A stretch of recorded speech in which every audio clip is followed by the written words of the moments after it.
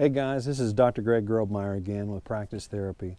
And today I wanted to talk about the distinction between the concepts of pain and suffering. Now, have you ever known anyone that had terribly traumatic things happen to them?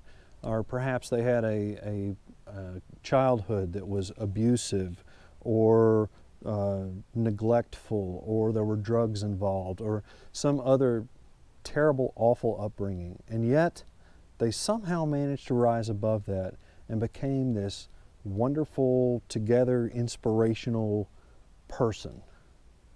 And then you hear a story of someone else that has almost the exact same upbringing, the same story. They may have had this terrible tragedy. They may have had this terrible upbringing. And yet it seems to infiltrate every single aspect of who they are.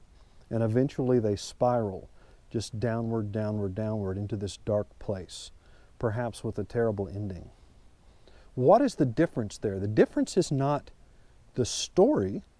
It's not what happened to them, because obviously two people can have the same things happen and walk away with entirely different representations about what that means to them. Some people may take that and say, because this has happened to me, I am unworthy, or I can't get past this. I'm going to relive this over and over again. And another person may take this and use it as a springboard. They may use it to jump into a positive future. Pain is inevitable. Suffering is a choice. Pain digs a hole into our heart, but we get the opportunity to choose. Do we fill it with fear, or do we fill it with love? Do we fill it with anger and resentment, or do we fill it with gratitude that even if we don't understand what's going on, there's the possibility of a beautiful thing coming from this? We don't control the things that have happened to us, but we have every control over how we react to it. Pain can be very useful.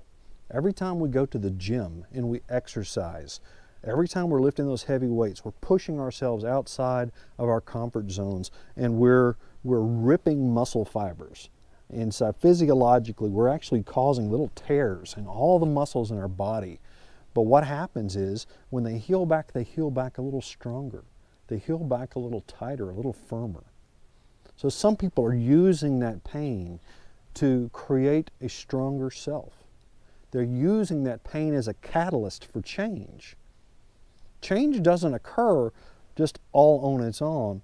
You have to have a certain amount, a certain level of pain to make anything different than the way that it is, or else you'll have a tendency to stay where you were. There is no growth without pain.